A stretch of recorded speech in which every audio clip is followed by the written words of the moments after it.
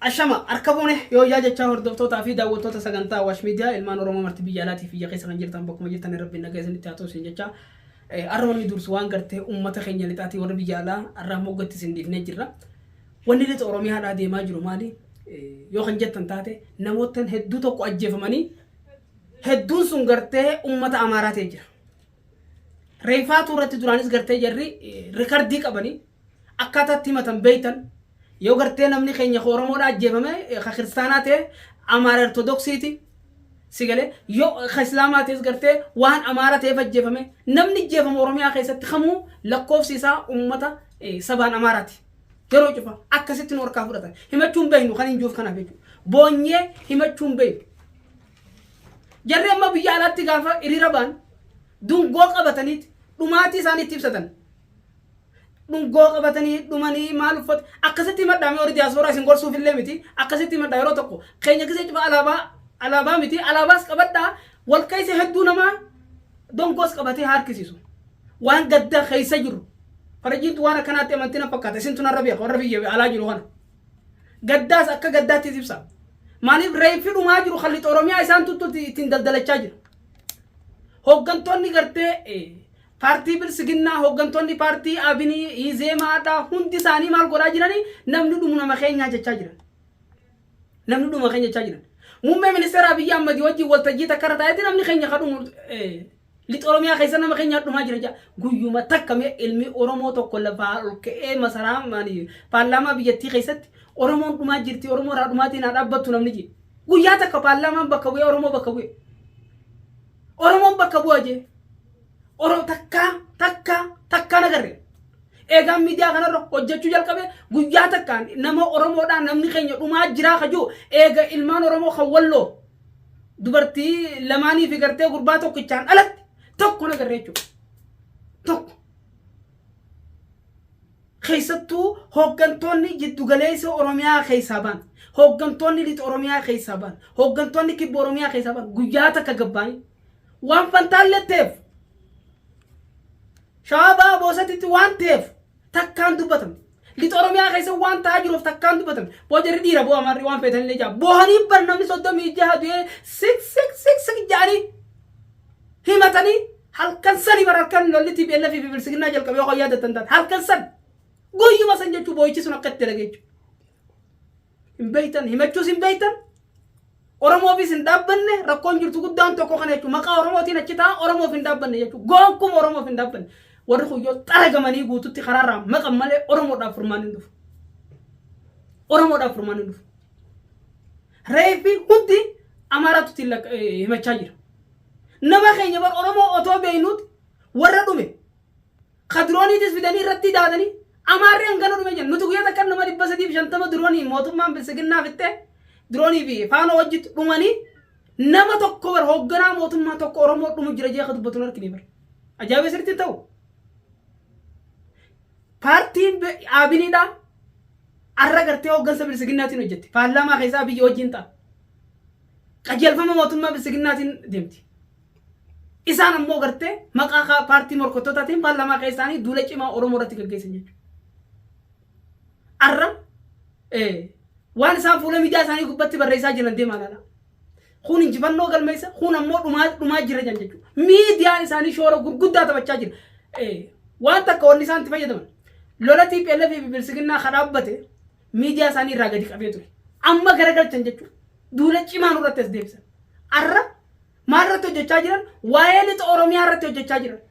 tokko dhabnu lama dhabnu tokko dhabnu waan jaamu gartee ol qaayit eega dhabne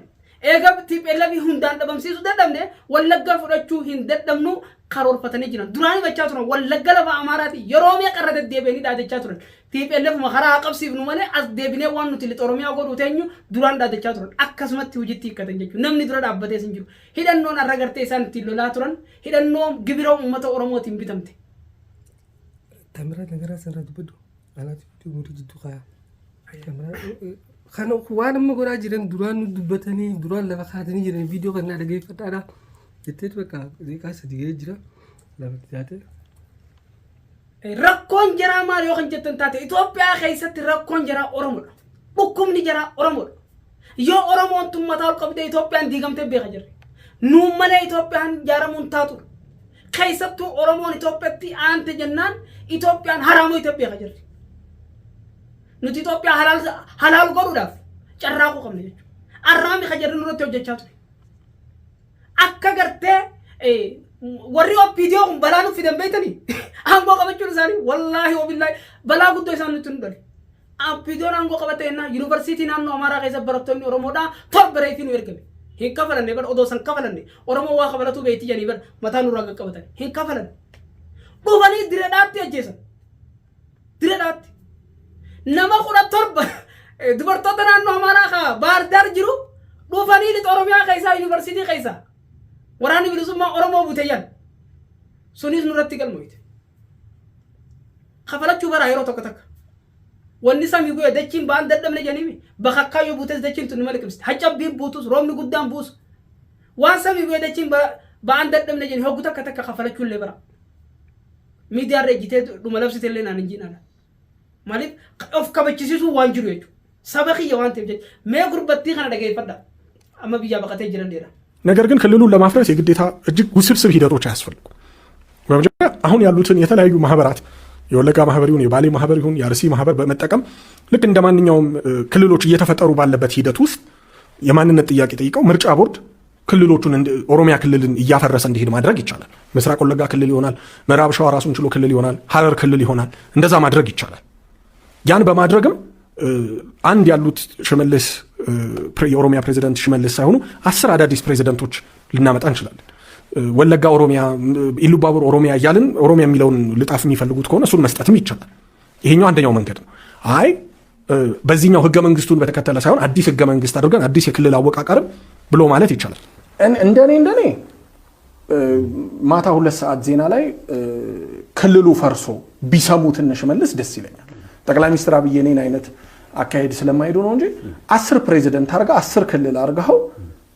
ጧት ሲነቃ ሽመልስ ስርዓት ቢሆን ጥሩ ነው። እንደዛ አይነት ራዲካል የሆነ እርምጃ ነው መወሰድ ያለበት። ታምራን ነገራጀተን ሞታምራት ነጋጀተን ነገር ጀቹን ሲ አፋን አማራት ዱቢራሚ ታምራት ዱቢት እንኑ መታን እሳቱ ወረ ዱቢ እንደም ማል ጀቱሬ ተቆፋ ኦሮሞ ወለጋ አከይሲን ኩታ ጋፈት ወሩ ቀምና ዲጉዳ አርሲን አነ ኩታ ተይቲን ጅራ ደከጀት ወሩ ቀምና ኦሮሞ ዲጉዳ ሽመልስ አብዲሳ ረፈኸ ገነማ ግጭት በሪው ፊ ሾርካ ከሰት ያበሪው ፊ ኦሮሚያ ዲገምተት ዜና ኦሮሚያን ተበተነ ጆረቲ ኢሳ በሪው ቀባ ከነረቲ ወጀቹ እንደኔ ማታ 2 ሰዓት ዜና ላይ ክልሉ ፈርሶ ቢሰሙት ሽመልስ ደስ ይለኛል። ጧት ሲነቃ ሽመልስ ስርዓት ቢሆን ጥሩ ነው። እንደዛ አይነት ራዲካል የሆነ እርምጃ ነው መወሰድ ያለበት። ቀናፍ ወኒ እንጄ ገን ኦዱ ገነማ ከሳለማ ሽመልስ አብዲሳ ኦልኬ ኦሮሚያን ጉበቴ ከጁ አርኩ ቀባ አመረቱ ጀቻጅራ ደለጋትስ ጅራ ሁጂኑ ሙልሳ ጅራ ዋና ፋኒንጃን ሁጂኑ ሙልሳ ጅራ ኑቲኑ ተፈነ ጋፈሰን ኡራዲስተ ኦሮሞ ዋንቱ ፈቲና ወኒ ኑሚደ ተኮኻን አማስ ዋንቱ ፈቲና ዋንቱ ፈተኒ ነመዳላ ቱፊ ኢሳ ኢረቶ ጀዳ ሁጂ ሙልሳ ዋኖ ጀተን በይታ ኑቲ አብይም በይታ ዱጋኑ እንጀ በይታ ማልጄ ኦሮሞን ኺሺሳው ማቀበቱዬ ማንኸኛ ለዲም ሰግዜ ጩፋ ሂጪቲስ ዋን ወገንስ ወል እንጂ ገባብነ ፉለ ሚዲያ ጉበት ወብጀና ሀርከለ ዋለ በጀላ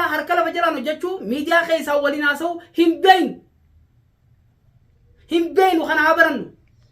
ወራንዲ ቢልሱማ ኦሮሞ እንጂፈኖ ከሲ ገልሜ በከ ከሲ ተርካልቢ ከሲ ሲላለፍ ሞጀለ ቢጠኔ በሬዳ ነፈካታል ሆገንቶኒ ኦሮሞ ዳ በረከስ ወል እንጃኒ ከሲ አሰኒ ረወልቲ ደኒ ገባስ ሙስጠፋ ጃራፋ ጅራሚ ጀዋር ኩሎ ፋኖ ቀይሮ የጃረምቲ አረማልቱ ማዝ ራርከነ ንቤተኒ ቡአብሩ ጉዳ ራርከነ ሙስጠፋ ጃራራ ኮሊሳ ጉዳም ቤታ አልከኒ ቢጉያ ዱላ ወራሊ ጣራት ይበሉዳ ilmaan oromo khali tar dula godori wajin isa guddon tokotar halo forani bilisuma oromo da oto wali no jodde telle wali no jeta waluma oto baayata bafte fi isi wali no jedda jettenille wali no jetan wali fungal khanaf wantak harkala bejalati no jechu abar jawar qayro jaru de maja jawar qay oto qayro jare rangana dum bar ndum namni khanya ni khaba jamna turi jawar qayro jaru qaban jangabbe lafa khasu qaba qayro خمين تاني قرتي جواري اللي قد ديبسا جرتي قرا ميدياتي إذا ورقوني قرتي جواري تو خامباني دمي سادي بيجاقة بتري جوار لقتشو جوار تو خط تو قالي لففرد نانجي جاهون كبه جوار قرتي برزدانتي نانو روميا تاو داف ديما أبيين ستين كنا جيني شماليز بوچسه خون قرتي وام درا دي سامي خرطو كوكو تاورو مرام جچو دچا بليز وان أورمو رد لغورتي ديبيا أرمو مي أمات أمت أورمو تانا جچو كبا وام درا دي سالا guyyaa tokko gartee ummata oromooti gaafa dhumaati akkasii san gartee ummata oromoo sanii jennee gartee gaafa san waa'ee dhimma dhuunfaa keenyaaf duuba kaayyannee jaa seenaadhaaf akka himattaniif dhimma ummata oromoo kanaaf irratti dalagamee gabbaadha. Andukaan dubbadda pirezidaantii mootummaa naannoo oromiyaa abbaa duulaa gammadaa gaafa naannoo oromiyaa bulchaa ture oromoon akkana qe'ee fi qabeenya irraa buqqatee dhumtee hin beektu. Lammaa Magarsaatti gilii keessa ture qabsoo keessa ture gaafa gartee Mustafaan eenyu namichi mujrimticha kan abdii illee oromoo buqqaasan abdii illeeti wajjin lola keessa ture humna addaa naannoo oromiyaa akka isiin oromoo difeensi gootu godhaa ture hooggantoota kanneen akka Junaayid Saaddoo dabaladhu Alamaayyoo Atoomsaa dabaladhu hundi isaanii bulchiinsa isaanii keessatti oromoon akkana qe'ee fi qabeenya irraa buqqaateen beektu waan TPLF'n nu goote caalaa kan nu godhaa jiru bilisiginna keessattuu mataan bilisiginna Shimallis Abdiisaadha oromoo wanni inni irratti dalagaa jiru kana sana jettee muudhaaf nama rakkisa jechuudha. Ofis saalfachuu qaba jenereeshina bayyanate kana oromoo kana dammayte kana faanoo irratti yaamee kana buqqaasuu isaatti. Otoo foon isaa maxxanfate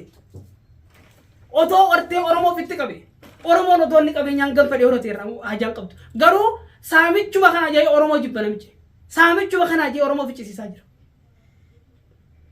Wanni oromoo fixaa jiru guutumattuu warra gartee mataa oromoo je'ee gartee biyya bulchina jiru kana. Kanaaf hooggantoonni oromoodhaa oromoof dhaabbanna jettan warri mootummaa bilisiginnaa keessan jirre dhimma dhuunfaa keessanii of duuba haadhaa piliis walitti gad dhufaadhaa oromoof jecha tokko ta'a wal hojjedha. Namuu daldala mataasii ari'aa jira maqaa waraana bilisummaa oromootiin sassaabaa jira biyyoota Awurooppaa biyyoota alaa kana keessa shilingiin tokko waraana bilisummaa oromoon geessu garuu gaafa gati bee miidiyaarra dubbatu barna waraana bilisummaa oromootiif doolaara biliyoona miliyoona ergaa jiru bar nam akka waraanni bilisummaa oromoo isaan dhaabbatu woboo aboo waraanni bilisummaa oromoo takkaa isaas daqaa kana tunan kine gabbe takkaa qawwee nu bitan jenne joolleen qawwee hanga funyaanitti hidhattee yaati duuda diinarraa hiikkachaa jira oromoo warri biyya keessa jirus nyaachisaa jira isin ootu man daldaluu taate malee dhuguma dubbachuudhaaf nama rakkisa. Agar mana sini jechuu barbaanna miidiyaa keessanii yaada qabdan barreeffadhaa iddoo gongorree sunuuf kolchaa isin jenna.